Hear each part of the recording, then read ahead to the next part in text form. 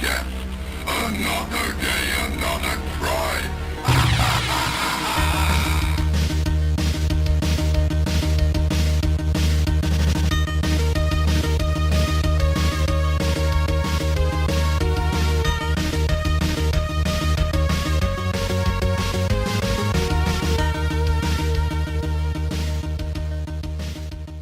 Hello, everybody, and hello, Michael.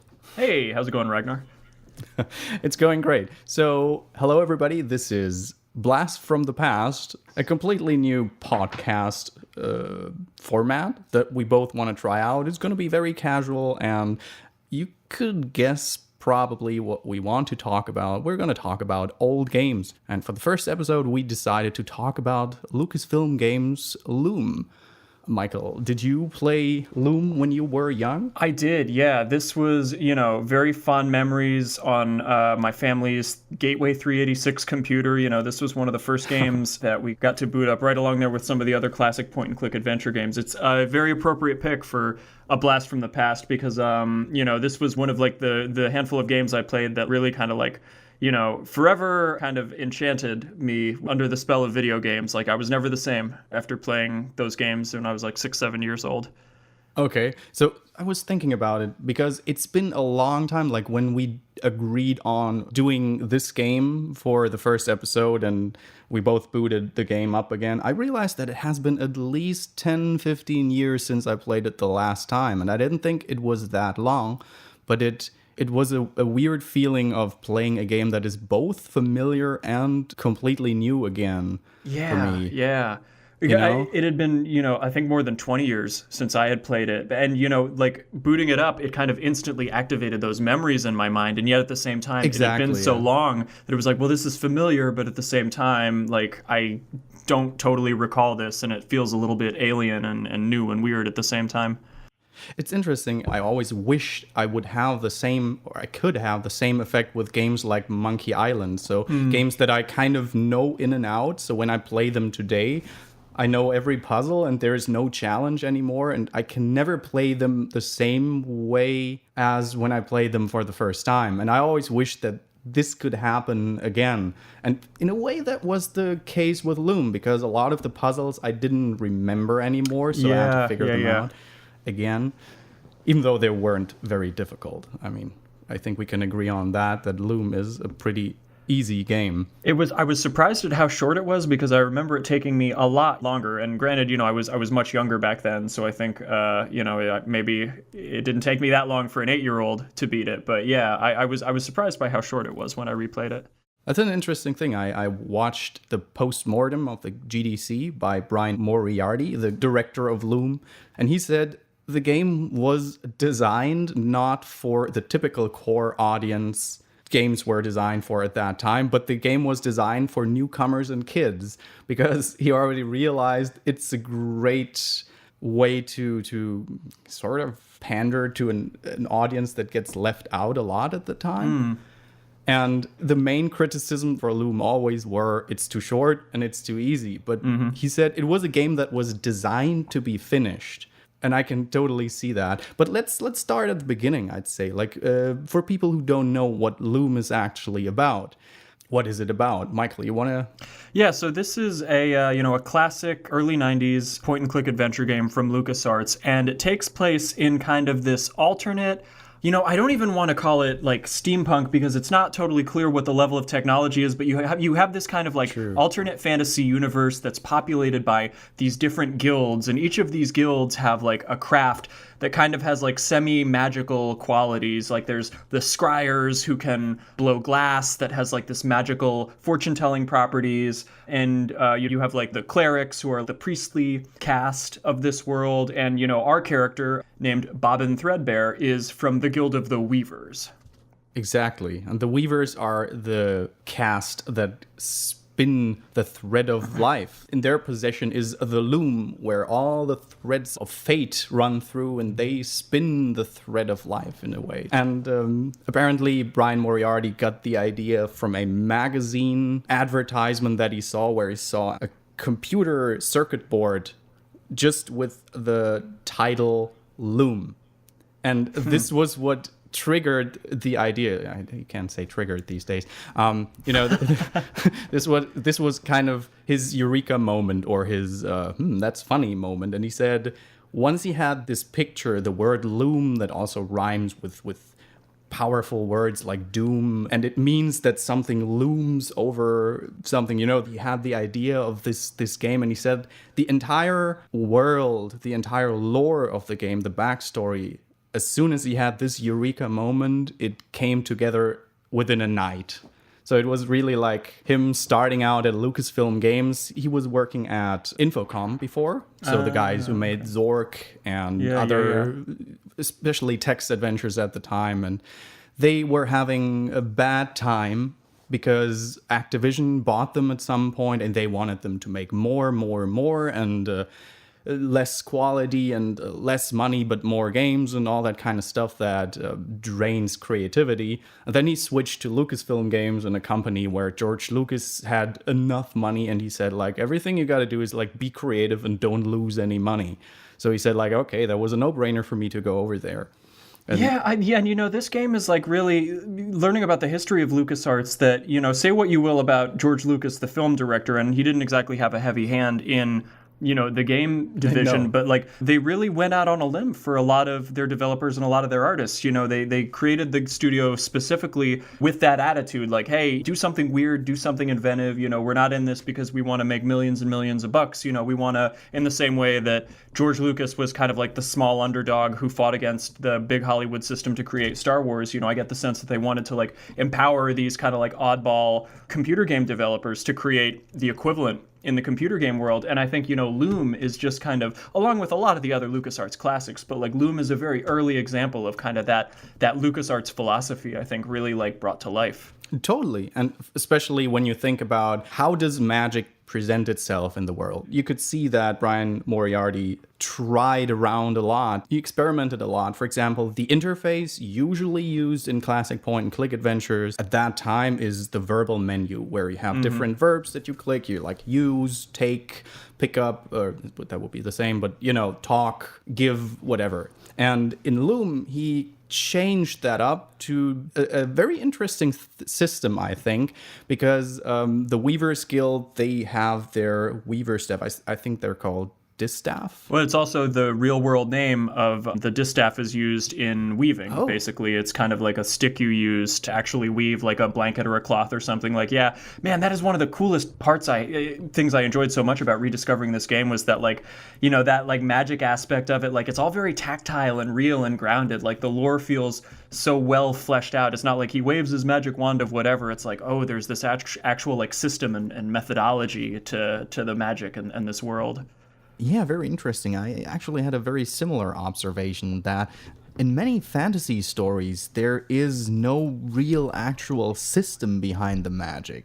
You often have like a magic wand and then you cast a fireball, but there's no science or something behind it. And it doesn't always need to be. Sometimes it's cool if it's just magic. You can't explain it scientifically? Well, magic, all right? But as sometimes in science fiction, for example, there are science fiction stories like Star Wars originally, where not everything had to be explained, like the Force was some kind of weird magic thing until it was explained with midichlorians, but let's just retcon that for now. And in fantasy stories, it's kind of the same. Like right now I'm reading the Kingkiller Chronicles by Patrick Rothfuss, which is a very, very cool book. Like, have you read it? That sounds familiar. You should really give it a try. It's really one of the best book series I've ever read. But I don't want to digress too much. The thing is, Loom reminded me a lot of that because there's also a very intricate system in place for the magic that's being used in the stories. And that makes it fascinating because you as the reader kind of get the feeling to actually understand how the magic works as a principle. And that's pretty similar in Loom if you think about Very it. much Because so, in Loom, the magic works with music. You have 4 different notes that you have to cast, and they form a melody. And certain melodies that you can learn form a spell.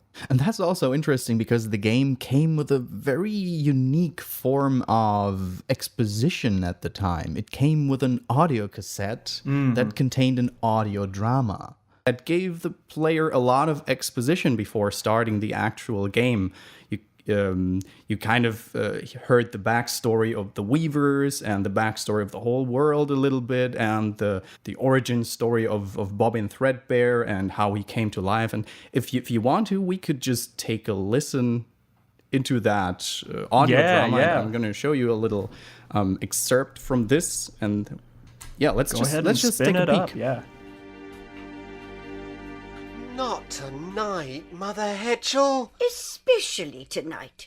Draw the curtains, boy. Sit here by the fire.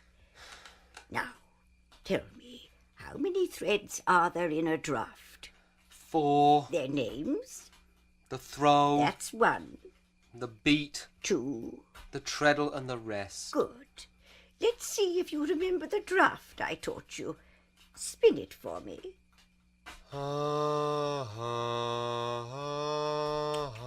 Pitiful. Listen to me.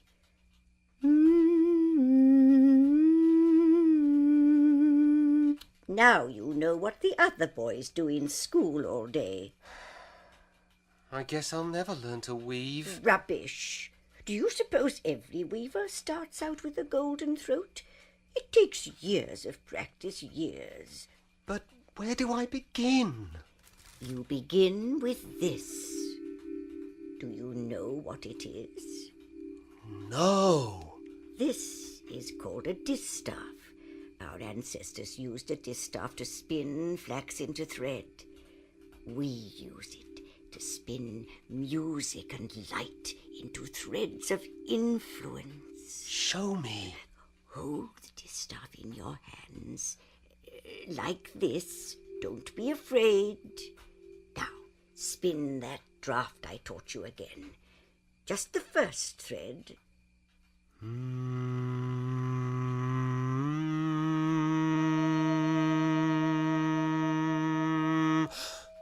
It's glowing. It's telling you when your pitch is correct. Try the beat and treadle threads.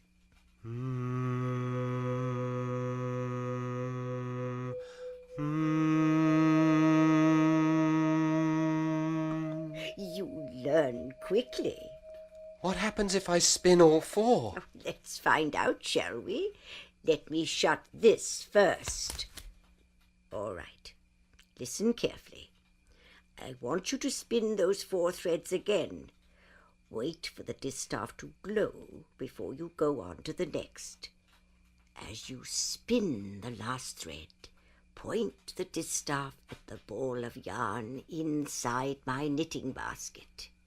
But you just closed it. Indeed, those 4 threads form a pattern of opening.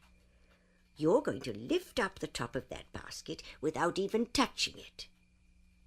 Whenever you're ready. Does it hurt? Tingles a bit. Remember, concentrate on the ball of yarn inside the basket. Spin. Concentrate. Now, point. Not at the window.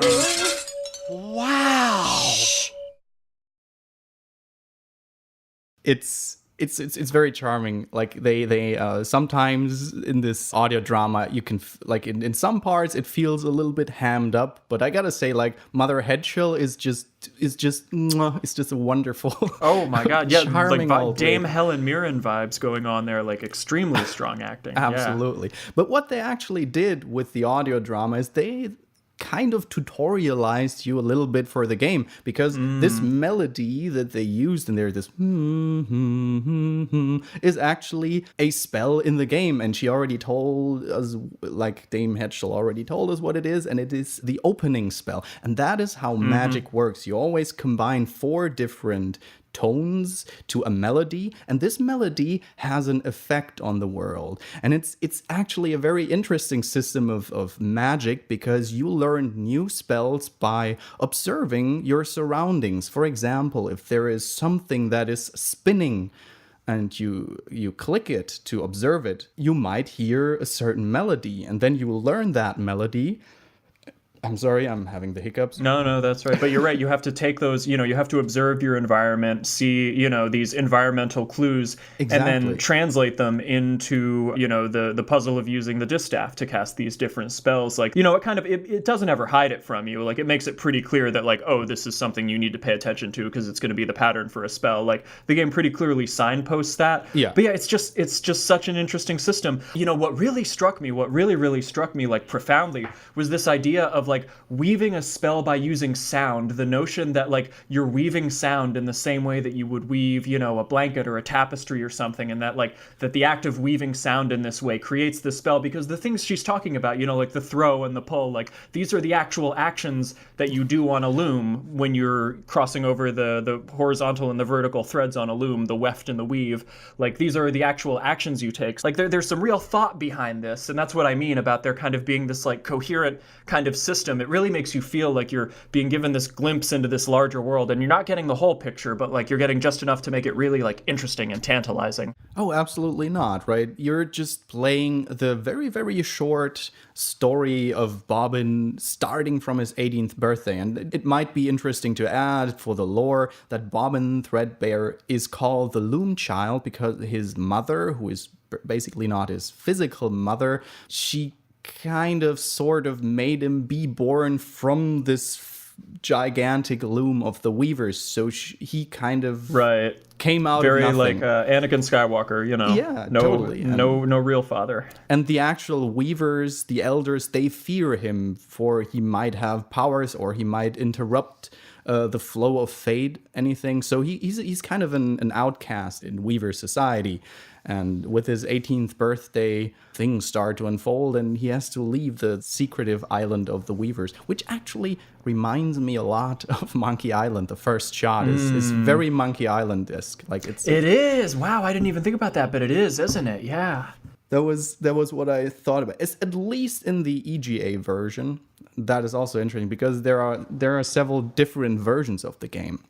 Like when it came out in two different graphic formats, which was CGA and EGA, which means CGA is a graphic format that gives the artist 4 different colors. That is cyan, magenta, black, and white. Like literally only 4 colors. And it's astounding how beautiful the game still is only by those 4 colors and a little bit of dithering techniques. Like dithering is, you got to think, if you have 2 different colors and you arrange the pixels in a checkboard pattern, then you kind of suddenly create the illusion of a new color, like of a new color shade.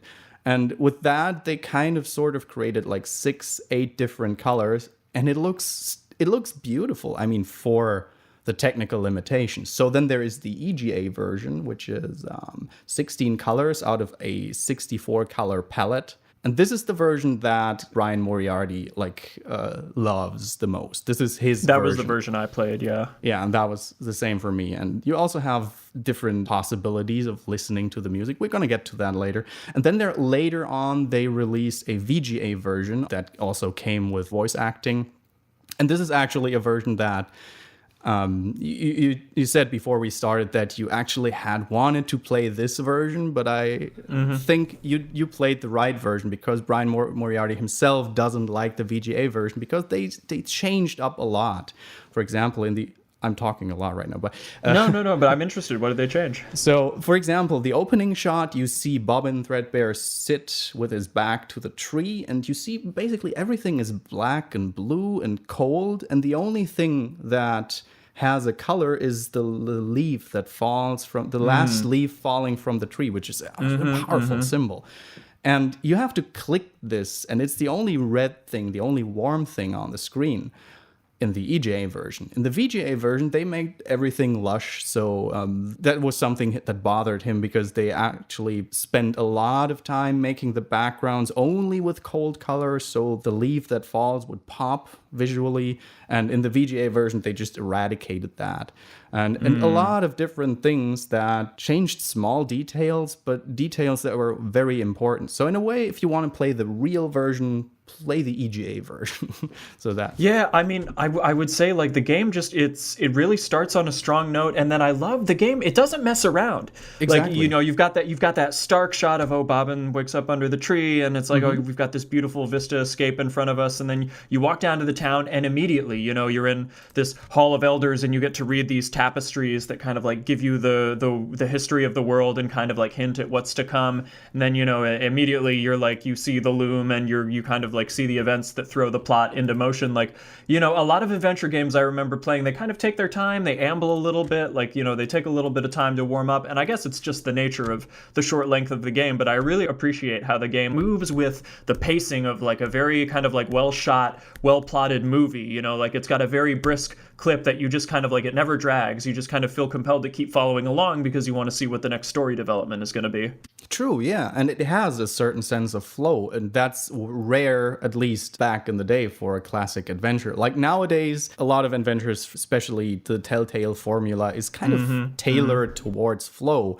That wasn't the case back then. You had these moments where you were just stuck. You just didn't know what to do because there are so many different items in your inventory and so many different... You didn't use the chewing gum on the fishhook to get the coin out of the payphone, which is an actual puzzle. Thank you, LucasArts. Yeah, exactly. And in Loom, you don't really have that. I mean, that of course comes from the system. You don't have inventory items like in other adventures. Like everything you have is basically in your mind.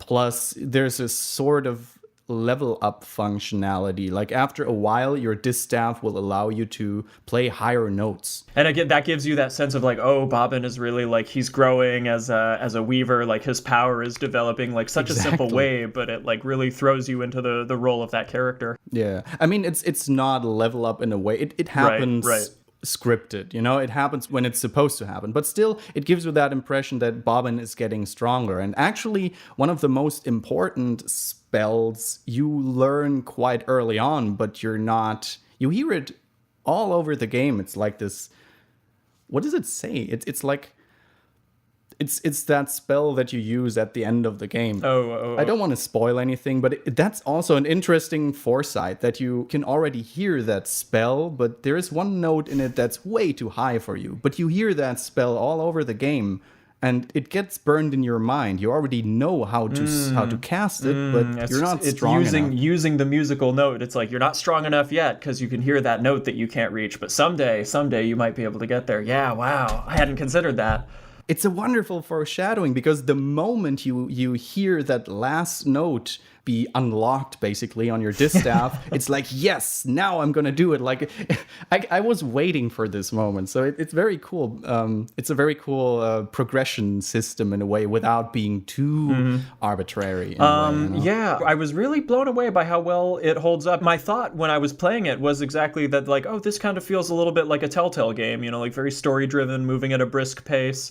You know, like you kind of get invested in each of these individual kooky characters you meet. Yeah, the vibe I got from this, almost more so than anything else, was kind of those classic like 80s, 90s one-off fantasy movies, you know, like Labyrinth or The Dark Crystal or The Black Cauldron, you know, like it very much like felt in that vein, nothing tied to some epic mythology like The Lord of the Rings or anything like that, but just this little like one-off passion project that got released under the auspices of like this more famous person, whether that's Jim Henson or George Lucas. Labyrinth is actually a good observation because if you think about it, Loom was the first fantasy adventure since Labyrinth, because before Maniac Mansion they did a point-and-click adventure for the movie Labyrinth, right? Like, that was the early days, and they tried around a lot. It's not very playable at this time. But I was thinking, when you say it felt a lot like a Telltale game, so I just got this idea. Like, when you go to a person that's used to modern game standards, like today, games are a lot more tailored towards flow. So if people are used to that, you can't blame them for feeling overwhelmed by an old, I don't know, Monkey Island 2, for example. The second act is very long, very complicated. And I know that back in the day, I needed months to finish that. Nowadays, I would probably look up a walkthrough when I'm at a point where I'm really frustrated.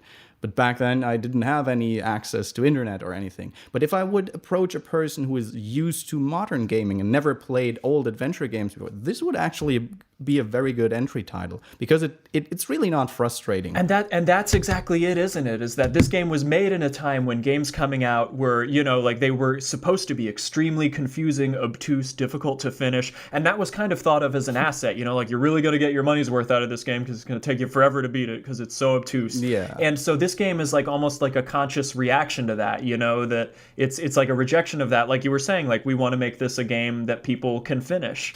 And it's interesting to think that this game was a rebel in its time, and yet now that is, if you make an adventure game anymore, you make an adventure game in this style, you're never gonna see another King's Quest 3.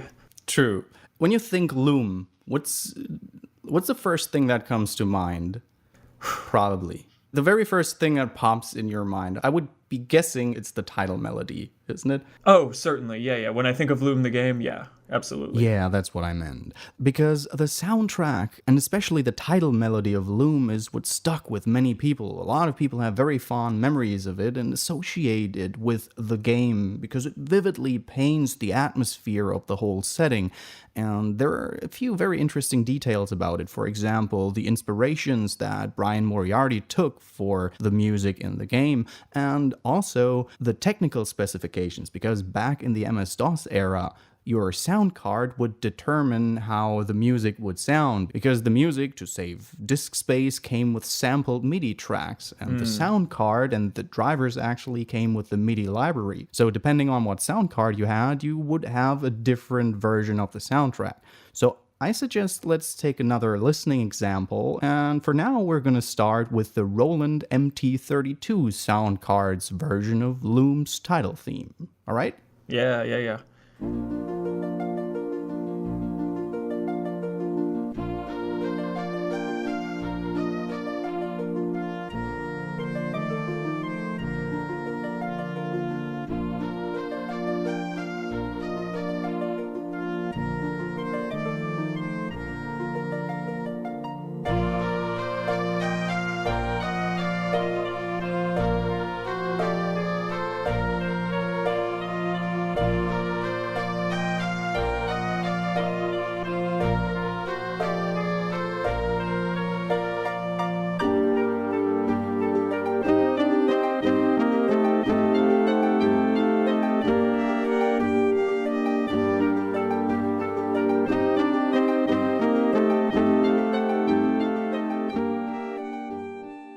Now, some people who are a little bit more into classical music and ballets might recognize this, because this is actually taken from Tchaikovsky's Swan Lake. Very famously, yeah. Yeah, very famously. And this title music was inspired by Swan Lake's pas de trois, which is usually the entrée of the dance. And just to compare, let's listen to the original. That's not from the game, but an actual orchestrated version of Tchaikovsky's pas de trois.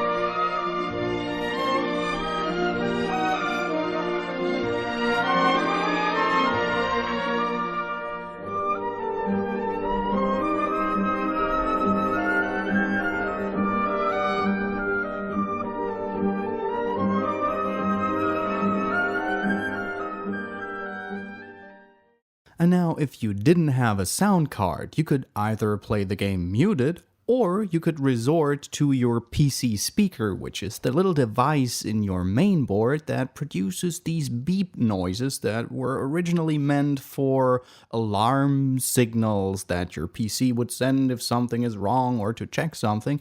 But game developers famously use that to create music like this.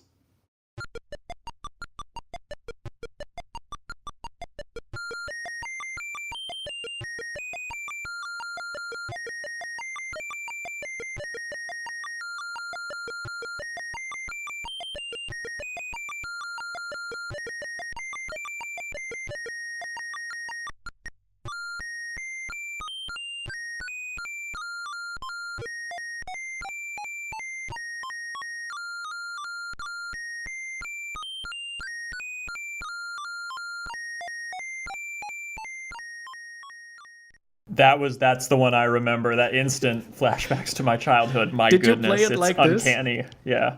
From nowadays, I can't even imagine to play a game like this, like with my computer. Like, this sound wouldn't come out of speakers, it would come out of your computer tower. I remember that I had a 486 at the time, and a lot of games, like most games, also featured a PC speaker version of the music and sound effects. And I remember that even though I had a sound card, I think it was a Sound Blaster or anything, so it had very good MIDI support, I sometimes preferred to play the PC speaker version because it had a certain charm, you know? There's the tinny sound, like, yeah, there was just really something about it. Something about, like, the melodies you would have to construct within those constraints, you know? I mean, I think that's what's great about, like, the best classic video game music is, you know, having to work within these very, like, limited technological constraints to try to make a good composition. Exactly. And the restraints there were actually pretty harsh when you think about it, because I'm sorry, still having the hiccups. No, it's okay. Let them rip. They're very harsh because you can only play one sound at a time. So they had to be inventive. And actually, I was thinking that was the kind of music that my parents would hate when I'd be playing with it, because you couldn't even adjust the volume, at least on my computer. It was just loud. Right. I loved it, but everyone else in the house hated it because it just sounded like something went awry, you know? But all right, as we're already in listening mood, let's listen to another example. And we already said that in the game there are these different guilds. For example, the Glassmakers Guild, who have this gigantic city made of green glass and who create these crystals with which you can see into the future. And they also have a very prolific main theme. And this time, let's listen to the original orchestration first and then to the video game adaptation. Mm-hmm.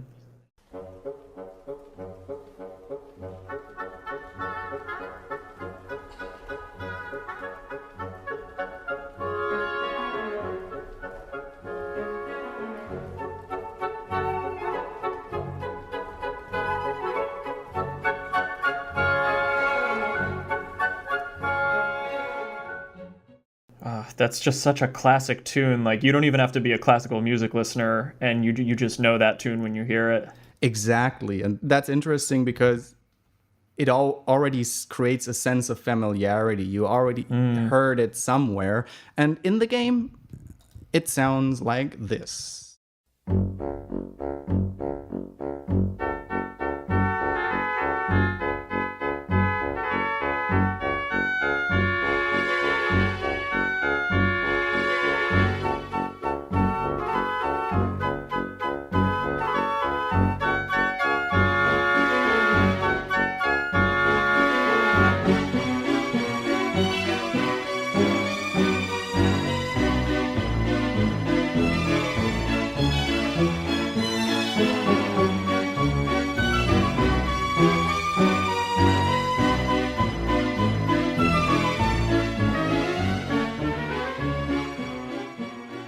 What a beautiful composition. Oh my gosh, like it's like eerie orchestral electro church music. I don't even know how to describe it. That's it brings a tear to my ear. It really tear to my ear. I never heard that. That's beautiful. Nah, that was just totally me going with the rhyme. It's tear to my eye. I don't know, but tear to my ear sounds like, I don't know, a great mixtape title or something. I'm gonna have to hang on to that one. Absolutely. I mean, the cool thing is you normally hear it in an orchestrated version with strings and everything that you have in an orchestra. And in this case, you have these MIDI instruments, which give it a certain, technological sound to it, but it still sounds classic and charming.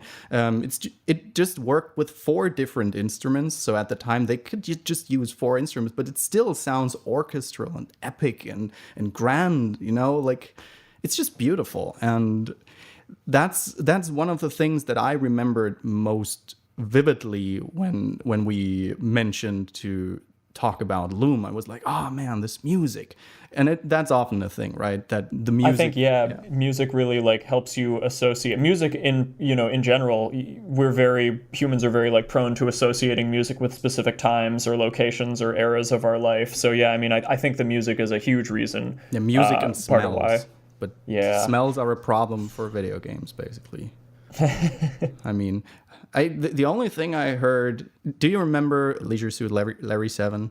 They had some sort of like smell-o-vision deal with that. Is that right? Yeah, exactly. You had this little cardboard with 9 feels, and you had to rub it like this typical smello thing. And every time when you saw a certain number on screen, you would have to rub the smell cardboard, and then it would smell like different things. Like, I never played the Leisure Suit Larry games. That was I guess I was, oh man, those are the raunchy games for grown-ups. I can't, I guess because my history with like those classic Sierra games is I was very young when I played them. I always saw Leisure Suit Larry as like, oh my gosh, that's like the R-rated adventure games. I'm not ready for that. Get me out of here. Yeah, it's the same like that. So you would go out there, and there are a lot of people out there in the sun tanning, and it would smell like sun lotion. Or you go to the toilet, and it would actually smell like shit. So that was kind of funny.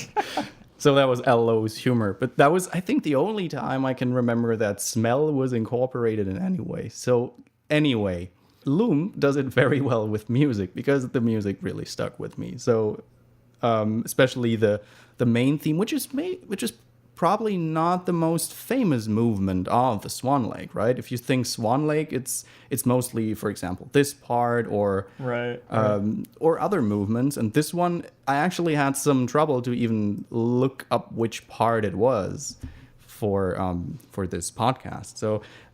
So in a way, he was Brian Moriarty was pretty clever to select this one, because he made it more distinctive, the Loom theme. So today, if I would hear this theme somewhere on television or whatever, I would think, oh, Loom, awesome,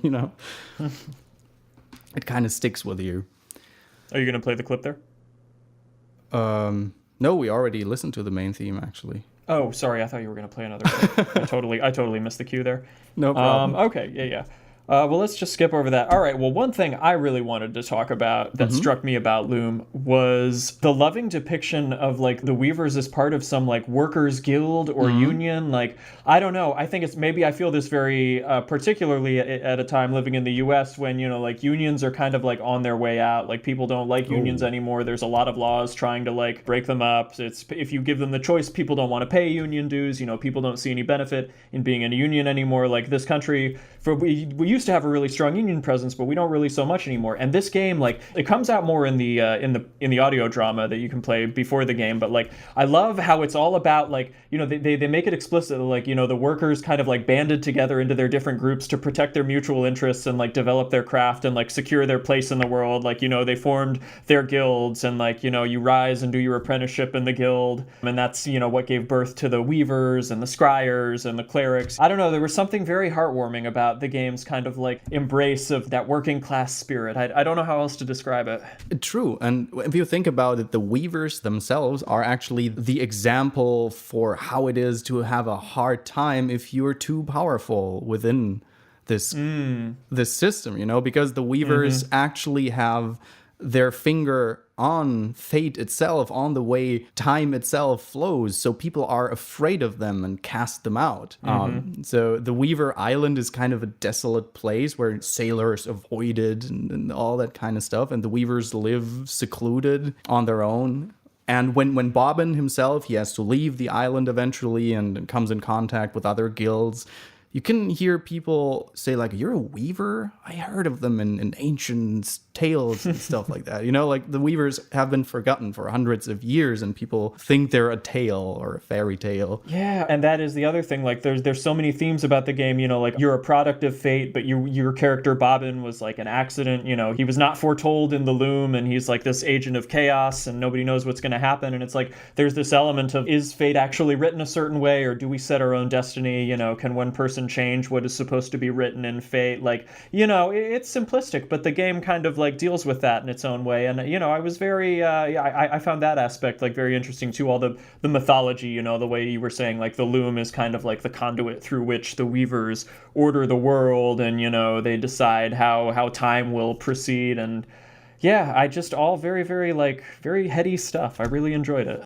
Very, very true. It made me think about this whole concept because in the beginning, as we said, you see this loom and you see the threads of fate and you hear that Bobbin has been created out of nothing. And that kind of reminded me of these typical time-traveling paradox stories, like in Terminator, where the father is sent back to, how was it? In Terminator, Sarah Connor and John Connor is kind of, he's sending back his own father without knowing it, Right, yeah. Or this paradox where you become your own father because... Or you kill your grandfather, something like that. Yeah. And in a way, this made me think about it because Bobbin actually, like in the loom thread, everything has an origin instead of Bobbin. Bobbin is just a completely new thread within within a closed system. And it kind of reminded me of this time travel paradox that a person could exist without an origin, like this being your own father in a way, Yeah, and being able to rewrite fate, because you have, I guess the irony is supposed to be is that this character belongs to a guild that their profession is to write the fate of the entire world and universe. And yet, without getting too heavily into spoiler territory, like what your character comes to do eventually is defy fate, is, defy the order that the loom is trying to impose on the world. So what impression did you have? Is it our world, but just very, very far in the future? Or is it just... I kind of like some sort of alternate history, like thousands of years in the future. At least from the audio drama, it made it sound like there was some sort of great cataclysm, exactly. Nuclear war, environmental disaster, and then humanity had to rebuild from the rubble. True, yeah. So what were the moments, like, do you have any puzzle in this game that you still remember playing that put a smile on your face or that made a lasting impression on you? The one that did it for me was after you...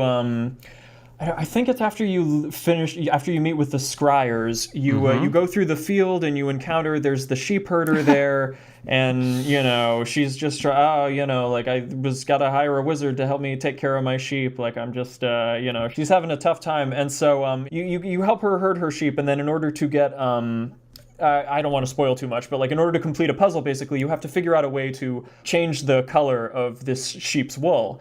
Exactly. Yeah, so you have to like use environmental cues, and you look over to the hill and you notice, oh, this hill is covered with all this wonderful green grass and I need green colored wool. So you kind of put two and two together, and then you... Because there's a dragon that comes and swoops the sheep away, and they want to, protect their sheep. They need a magician to protect it, yeah.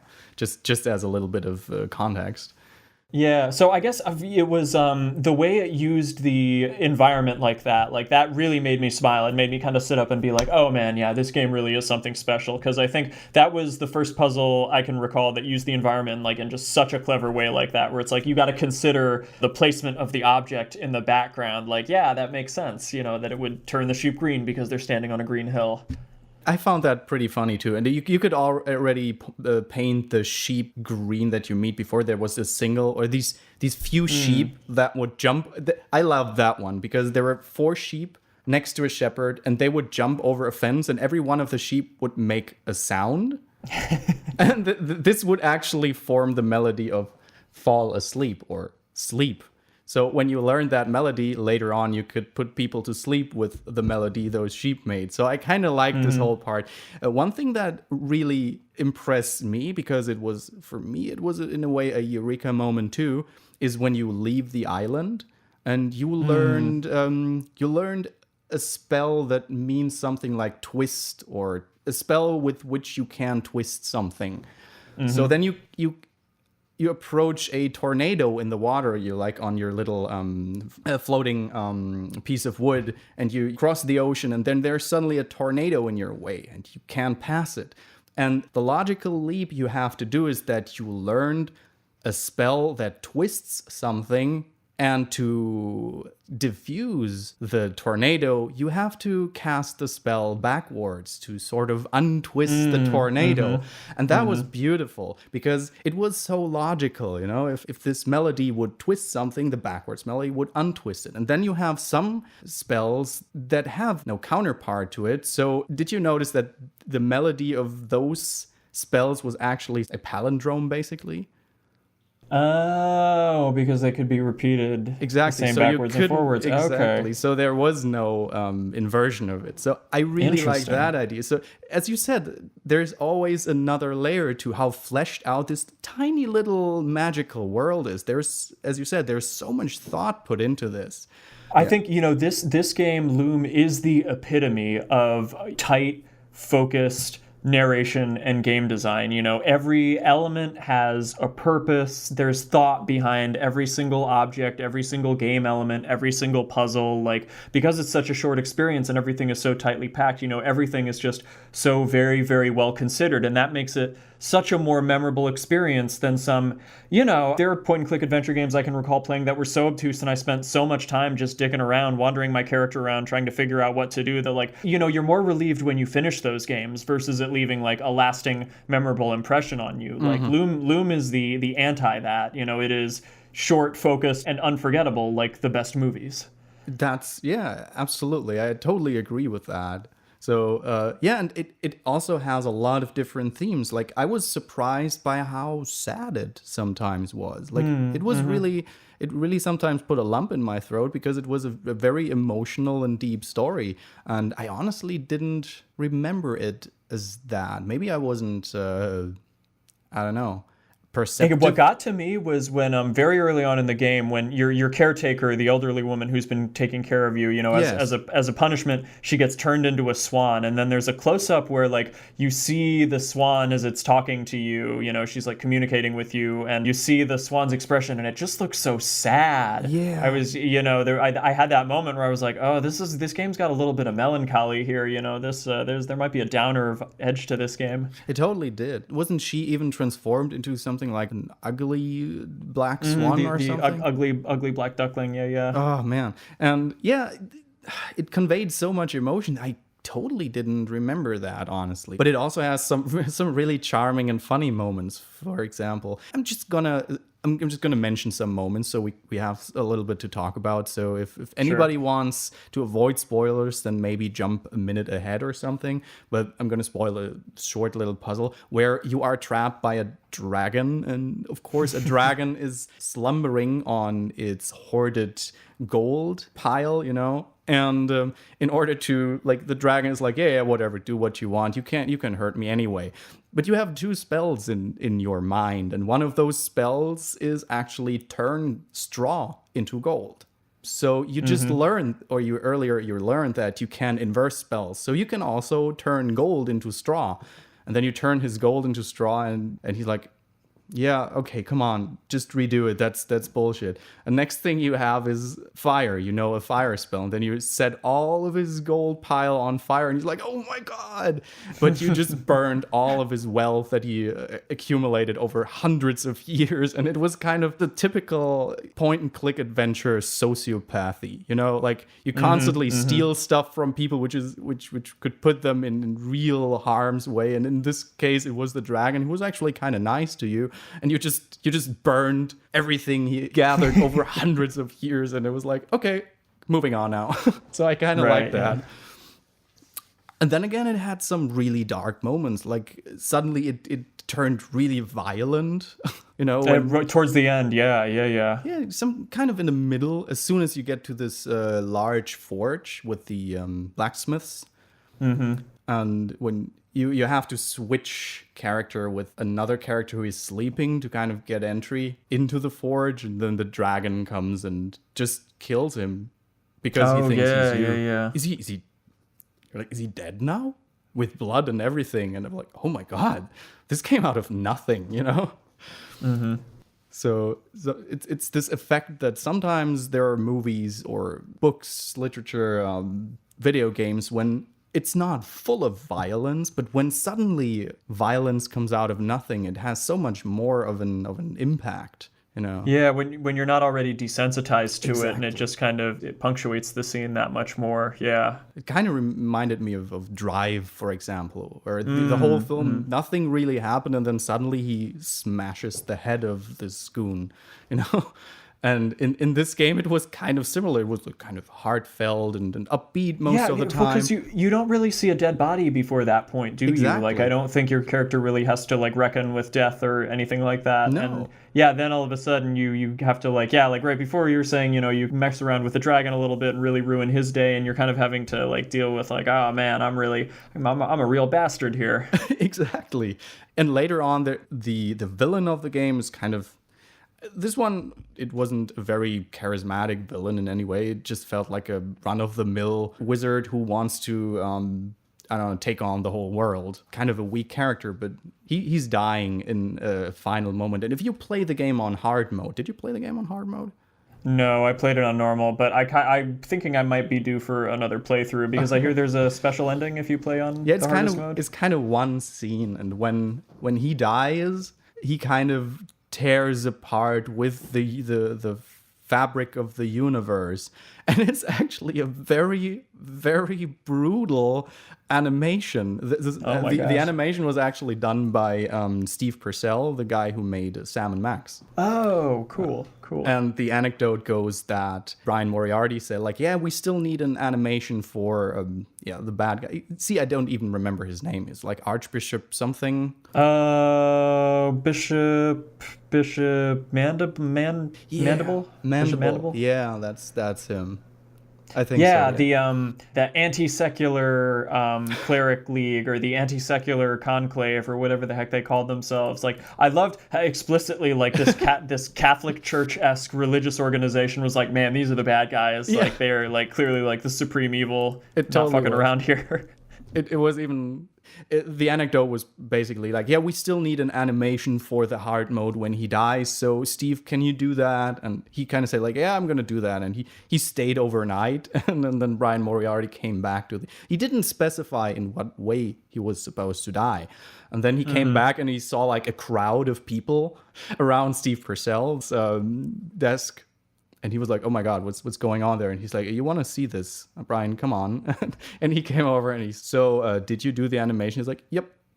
So can I see it? Well, yeah, okay. And he showed it to him. It's like, this was the most awesome animation I'd ever seen in my life, but it was so brutal and out of place. But we said, like, fuck it, we're just gonna put it in here because it's awesome. Oh my God. Now I gotta replay it. Now I'm interested. You actually do have to replay it because it's just this one single scene, and I can say the game is not particularly. It's interesting because it has certain different difficulty modes, but none of them make it like hard. Doesn't actually make it a lot different. The only real difference is that in the hard mode, your distaff, which is displayed at the bottom where normally your inventory and the verbal menu in other adventures is displayed, and you have to click certain sections to produce these tones. Well, there are, it maps out the notes on a scale for you. And I think in the harder modes, like, it just removes those guidelines totally. Like, you just have to kind of actually listen and try to, click around according to the scale. Exactly. And that it doesn't really make it harder. It's just sometimes a bit more tedious because you don't have the separation mapped out for you. So you kind of think, oh, that must be the tone. Ah, no, it wasn't. And then it's kind of cumbersome because you have to wait like 5 seconds until Bobbin stops the spell and starts it over again. So that's kind of a little bit a nuisance, but it doesn't really make the game itself harder. It doesn't make the puzzles harder. Like, I think Monkey Island 2 and 3 offered also a hard mode and an easy mode, didn't they? Yeah. Yeah, I think so. And in this case, I remember the No, go ahead. No, please. I was going to say, I remember there were some of the classic Sierra adventure games had like a difficulty slider. Like, they didn't have selectable difficulty settings, but you would have a slider, and that would, the puzzles would change. Certain puzzles would change, or monsters would be tougher. You would need a higher skill rating to do certain actions. Like, it did have some sort of effect on the game. But monsters would be Quest for Glory series, probably. Right. Okay. Yeah. Yeah, in Monkey Island, I remember that some of the puzzles changed, and sometimes it even changed to a degree where it was like it's kind of a different puzzle. So for example, you need to gather 4 items to create a voodoo doll of Largo Legrand, and one of the items in the hard mode actually needs you to do like 7 different things, and in the easy mode you just find that item. So in this case it was kind of, I think it was a t-shirt of him, and you just find it, and in the hard mode you had to do several things to get around it. So it kind of made the game itself a little bit easier by changing the puzzles, and in Loom it made the HUD easier, or the controls a little bit easier. So I personally think if anybody wants to pick up the game for now, like, go with the hard mode right away, because it really isn't hard. It's not a difficult game. Yeah, I regretted not playing on hard. I don't know why I didn't, just because I think I got spooked a little bit. I'm like, oh man, these old adventure games, like, I don't remember Loom being particularly difficult, but I was like, I don't want to put myself through too much heartbreak here, like, I'll just go with medium. Yeah. But I got the impression reading about it that the hard mode was definitely like the way it was intended to be played, I think. On the other side, the other mode doesn't take away a lot, because true. It's just this one, very cool, given it's a very cool scene, but it's just this one scene. The whole experience itself remains the same. I kind of had the feeling that the ending didn't feel very positive. I mean, it could be interpreted as positive in a way, but it felt kind of sad. And I actually, when I finished the game, I looked up, is there an alternate ending? Did I maybe do something wrong here? Because did I get the bad ending? Yeah, I really did. It's not like you fail and the world gets destroyed, but at the same time, the world is irrevocably changed. Things are not as they once were. Like, there's some big stuff goes down. It does leave you a moment to think.